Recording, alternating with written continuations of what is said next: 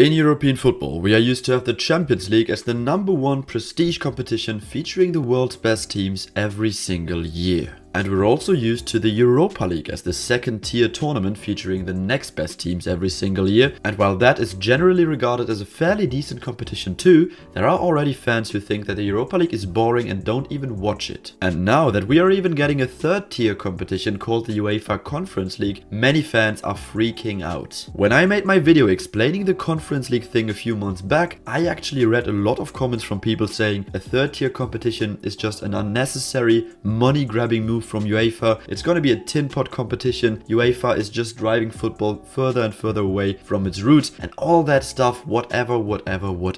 But now what if I told you guys that back in the good old days of football, for almost 40 years, we always used to have 3 major competitions in European football at the same time? You can't believe me? Well, then let's just go check. The #1 competition, of course, has always been the European Cup that is now called the Champions League. And then there also used to be the UEFA Cup as the second tier competition, nowadays called the Europa League. These two are not really surprising, we still have them today. But then European football still had another competition called the Cup Winners' Cup. Yep, back in the days, these 3 competitions were basically the holy trinity of European football, and each of them was massively respected by clubs and by fans. But what exactly was the Cup Winners' Cup and why does it not exist anymore? Well, today I'm going to tell you the story of the most underrated European competition of all time that is sadly extinct nowadays but should never ever be forgotten, and here is why. For starters, the Cup Winners' Cup was created in 1961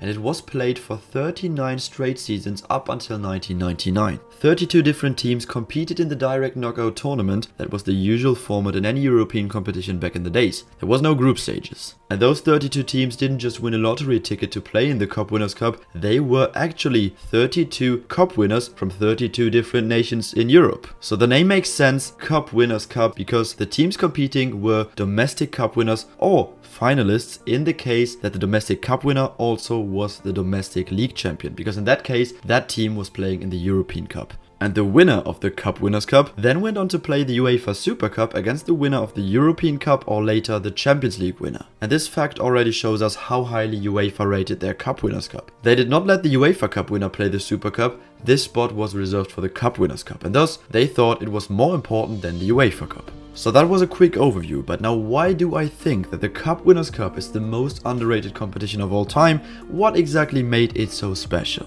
And here we just have to do some quick maths. On the one hand, we have the first ingredient of the Cup Winners' Cup that was the European knockout format at the time. As I already said, there was no group stages in any European competition. Back in the days, all 3 European competitions were full knockout tournaments with 32 teams, starting in the round of 32, going to the round of 16, to the quarters, to the semis and to the final. And of course, that already made these competitions way more exciting and way more heated, because every single game could basically get you knocked out. But since this format was not unique to the Cup Winners' Cup, we still need ingredient #2, and that is the domestic cup knockout format. Yep, the Cup Winners' Cup was a knockout tournament itself that you had to qualify for by winning another knockout tournament in the first place, your domestic cup. So you take all the winners from the wild and sometimes crazy domestic cups and put them in yet another wild and sometimes crazy knockout tournament and you get the Cup Winners' Cup. This also meant that we always had a fairly big number of underdog teams competing in the Cup Winners' Cup, making it possible to go far and even win the whole title with hard and honest work, and this created a ton of iconic stories, I can tell you. Basically, there are 3 main points that make this competition so unique and so special. And the first one is that it created so many iconic winners. I'm gonna show you a few.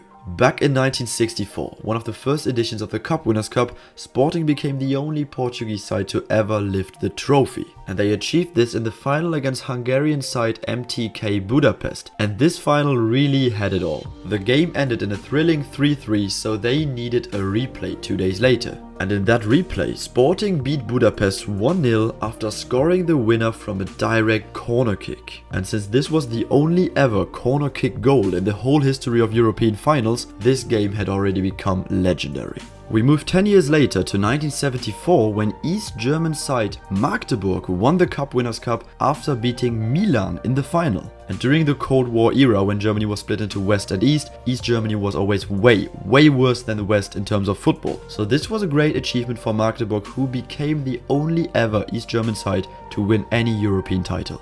Then, in what is being considered the craziest Cup Winners' Cup season of all time, in 1981, Georgian side Dynamo Tbilisi won the title. The absolute definition of an underdog team, they beat East German side Jena in the final, which was actually played in West Germany. And that is also why you see those empty stands in the background, because two Eastern Bloc teams from the Communist East played each other, but in the West. So none of their fans were allowed to leave the East. They couldn't watch their team in the stadium. So they had to play this final in front of only 4,750 neutral West German fans. And this is also one of those stories that only the Cup Winners' Cup could write. It just makes it even more iconic. Then another really remarkable year, 1983. Yes, there are actually other teams in Scotland than Celtic and Rangers, and one of those is Aberdeen. You might not want to believe me right now, but Aberdeen were the deserved winners of the Cup Winners' Cup in 1983 after beating no less than Real Madrid in the final. And a certain Sir Alex Ferguson managed Aberdeen when they beat Los Blancos to clinch this big title.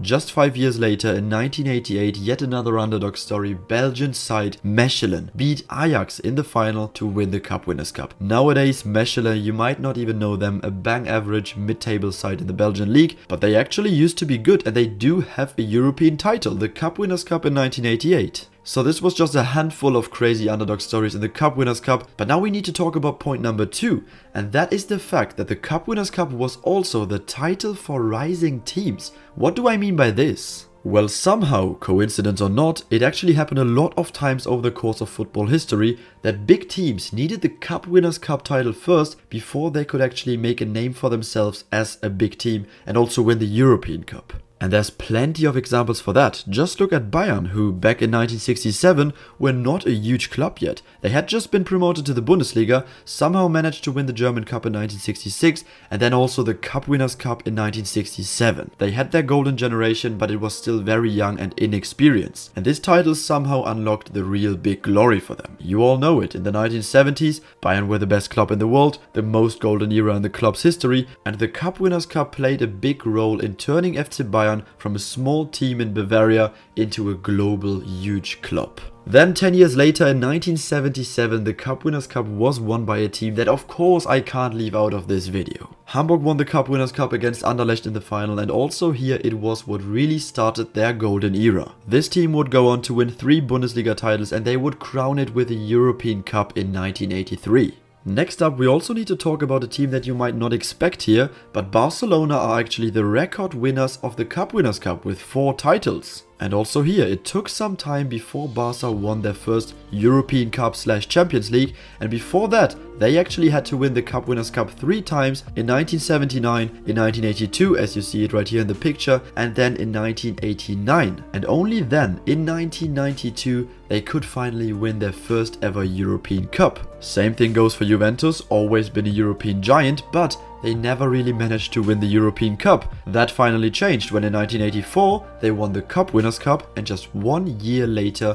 they won their first ever European Cup in 1985. We could also say a similar thing about Manchester United, who in the 1980s had a really bang average poor era, we have to say that, but then Sir Alex Ferguson took over, and in 1991 they managed to win the Cup Winners' Cup, and that basically started their golden Fergie era, where they would go on to win a lot of silverware. We also know that. Also in this case, the Cup Winners' Cup title was a big game changer. And to some extent we could even mention Chelsea, who won their first Cup Winners' Cup in 1971 already, and they won it for a second time in 1998. And after that, we all know in the early 2000s that the golden era of Chelsea started, of course also due to the financial takeover, but also here, right after the Cup Winners' Cup win, Chelsea turned into a regular top 6 side even before Abramovich took over. So you can tell me your opinion, but if you ask me, this is absolutely not a coincidence. It is a real phenomenon that many big clubs actually needed the Cup Winners' Cup title before to win their first European Cup, to start another golden era, or to become a big club in the first place. So finally, let's move on to point number 3, and that is the Cup Winners' Cup also had a fair bit of overlooked big winners. Another weird headline, but I'm gonna explain to you what I mean. So we all know Tottenham are always trolled for not winning any trophies, and many of today's fans genuinely believe that Tottenham have never won a trophy in their history. Well, this is completely false. What I find so ironic is that in 1963, Tottenham actually became the first ever British side to win a European title when they won the Cup Winners' Cup. A similar thing goes for Man City. People always say they have no history, they weren't even a club before the takeover, whatever, but they also won the Cup Winners' Cup in 1970. So yes, even though it's their only European title as of right now, they do have some history in Europe. And then also Arsenal. Most fans believe they've never won a European title either because they don't have the Champions League, but Arsenal have also won the Cup Winners' Cup. That was in 1994, not even too long ago. And finally, another big team that has the Cup Winners' Cup as their biggest achievement in club history is Paris Saint-Germain. They won it in 1996. So I think this is a pretty characteristic aspect of the Cup Winners' Cup as well, that many big teams who people think have never won a European title have actually won the Cup Winners' Cup. People just don't know that, and this proves how underrated the Cup Winners' Cup actually is, because it doesn't exist anymore, it has gone extinct, so people have basically forgotten about it. And I want to fight that. So if the Cup Winners' Cup was so great, loved by all fans, so exciting, how did it even manage to die? Why does it not exist anymore? Well, I can explain that to you in just a few sentences. It was in 1997 when UEFA changed the Champions League format and for the first time ever allowed more than one team per league to enter the competition. So then, all of a sudden, instead of just one, it was 2 or even 3 clubs from the biggest leagues that could enter the Champions League. Of course, UEFA did this to generate more revenue, but the effect was that the Cup Winners' Cup suddenly had much weaker teams. Because most of the time the cup winner was also second or third in their league. So they would have entered the Cup Winners' Cup before, now they would even go to the Champions League. And that even led to cases where the semi-finalists of their domestic cup went to the Cup Winners' Cup. Because both finalist and cup winner were already qualified for the Champions League. And when you had those scenarios, of course the pedigree of the Cup Winners' Cup was weakened massively and the tournament was destined to die. So in 1999, UEFA took the radical decision to abolish the Cup Winners' Cup after 39 seasons and merge it into the UEFA Cup. And this is the reason why the domestic cup winner nowadays goes to the Europa League. Oh, and the UEFA Cup/Europa League took the Cup Winners' Cup's UEFA Super Cup spot too.